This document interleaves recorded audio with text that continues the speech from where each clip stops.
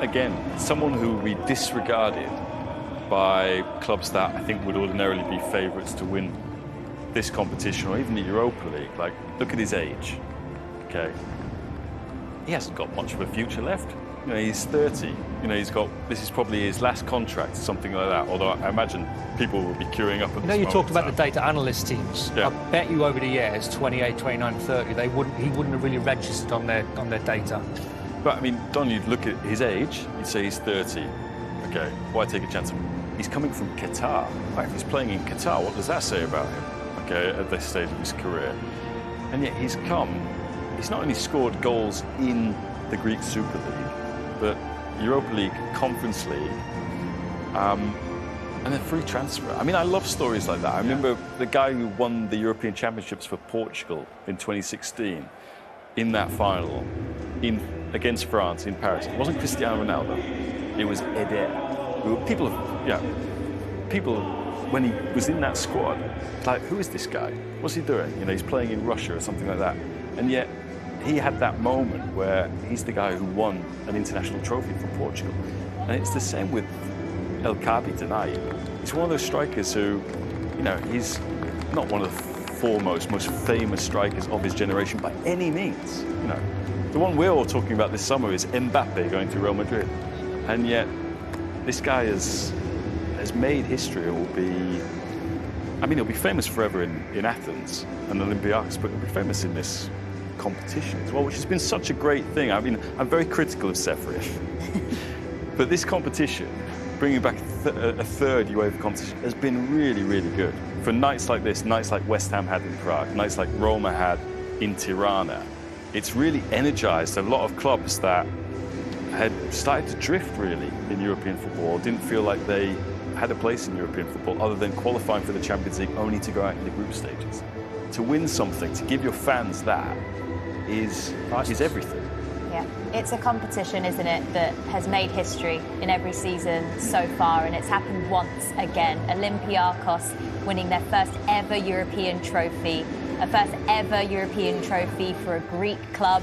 And those stories you hear about players, about teams, about clubs, they are the things that connect with football fans, and we've had bundles of them in this competition this season, and none more so than in this final. So as the trophy presentation is about to begin, let's take you back to our commentators for it, Lucy Ward and Adam Sumpton.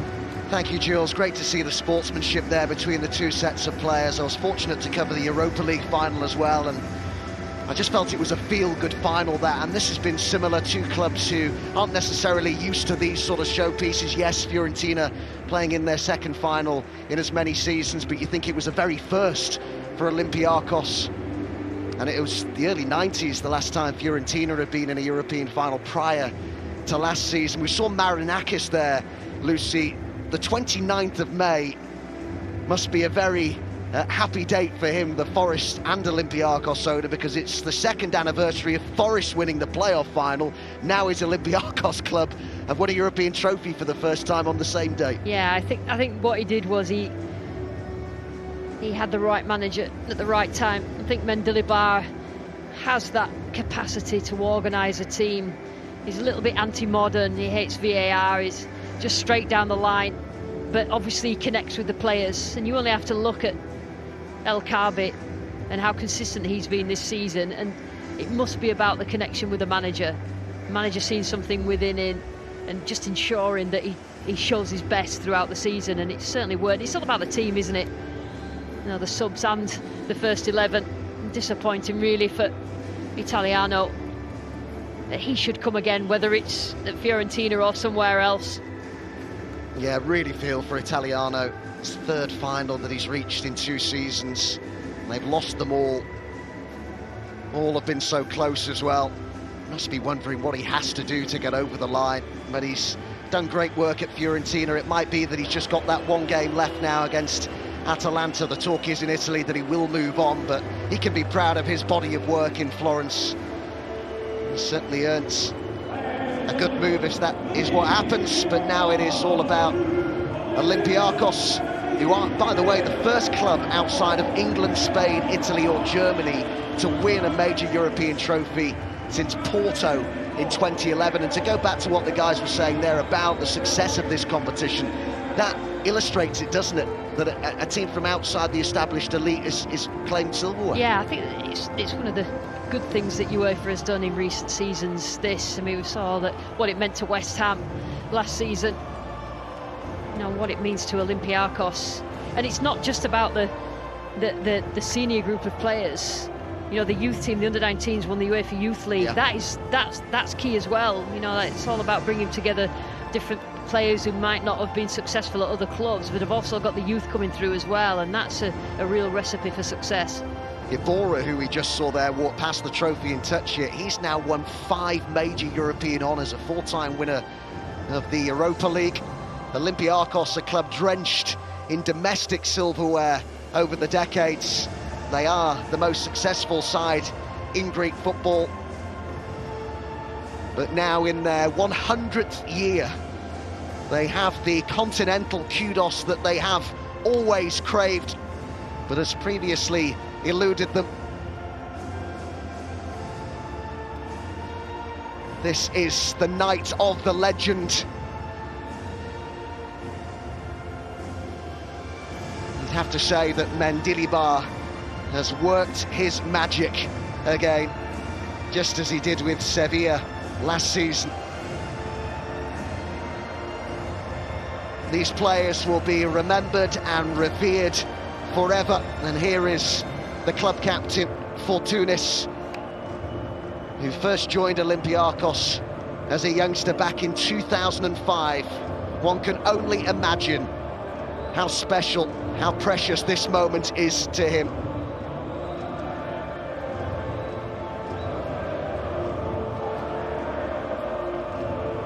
How he'll have dreamt about this.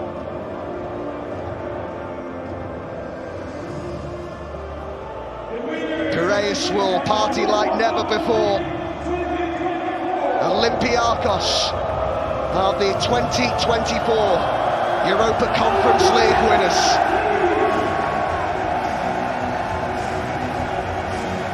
A first European club trophy for Greece.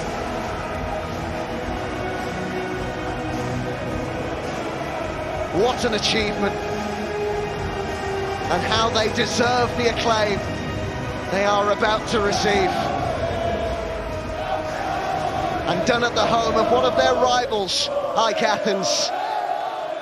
What a night they'll have just down the road in Piraeus. Wonderful occasion here, and a fully deserved victory for Olympiacos.